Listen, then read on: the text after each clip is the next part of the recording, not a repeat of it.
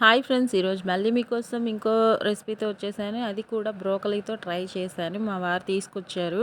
తింటే హెల్దీ అని చెప్పి తీసుకొచ్చారనమాట. నాకు తెలిసిన విధంగా ట్రై చేశాను. చాలా బాగుంది. మీరు ట్రై చేయండి.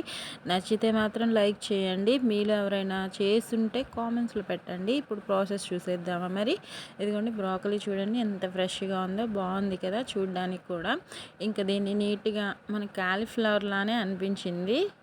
ఇంకా అది నీట్గా కట్ చేసేసుకొని కట్ చేసిన పీసెస్ని చక్కగా వాష్ చేసేసుకొని వాటర్లో వేసుకొని ఉడికించుకుందాము. ఇదిగోండి చూడండి ఇలా కట్ చేసుకున్నాను. పీసెస్ చేత్తోనే కట్ చేసుకున్నాను, కుదరనివి చాకుతో. ఇంకా వాటర్లో ఉప్పు కూడా ఒక పావు స్పూన్ అంత సాల్ట్ కూడా వేసుకొని ఇవి కాస్త 3 టీ గ్లాసుల వాటర్ వేసి ఉడికించి పక్కన పెట్టుకున్నాను. ఒక్క ఉల్లిపాయ తీసుకున్నాను. అది చిన్న చిన్న పీసెస్ లాగా కట్ చేసుకొని ఫ్లేమ్ హైలోనే పెట్టేసుకోండి, ఇబ్బంది లేదు.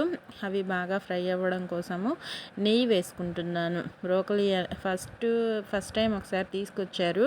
అది నూనెతో ట్రై చేశాను. నెయ్యితో చేస్తే బాగుంటుంది. ఇది బ్రేక్ఫాస్ట్గా కానీ మనకి డిన్నర్లో కానీ తింటే మంచిదంట. ఇంకా బ్రేక్ఫాస్ట్ కోసం చేస్తున్నాను. జీలకర్ర 1 స్పూను, ఉంటే జీడిపప్పులు వేసుకోండి. ఉన్నాయి కాబట్టి వేసుకున్నాను. ఉడికించి పెట్టుకున్న బ్రోకలీని కూడా వేసుకొని ఉల్లిపాయలు వేగాక బ్రోకలీని వేసుకొని దాంట్లో ఒక 1/2 స్పూన్ దాకా సాల్ట్ వేసుకుంటున్నాను, సరిపోతుంది. ఎందుకంటే ఇందాక ఒక పావు స్పూన్ దాకా వేసి ఉడికించుకున్నాం కాబట్టి. ఓకేనా.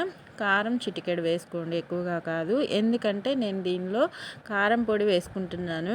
నేను మునగాకు కరివేపాకు వేసి కారం పొడి చేశాను కదా, ఆ పౌడర్ వేసుకుంటున్నాను. అది కూడా ఒక 1 స్పూను వేసుకుంటే సరిపోతుంది, పెద్ద స్పూన్తో. అంటే ఈ క్వాంటిటీకి సరిపడా. మీరు వద్దు అనుకుంటే కారం వేసుకొనైనా ఉప్పు కారం వేసుకొని ట్రై చేయొచ్చు, ఇబ్బంది లేదు. అలా కూడా బాగుంటుంది. ఈ కారం పొడి వేస్తే స్పైసీగా ఉంటుంది, తినడానికి కూడా బాగుంటుంది అని చెప్పి వేసాను అనమాట. చాలా బాగుంది నెయ్యి వేసాక కాబట్టి.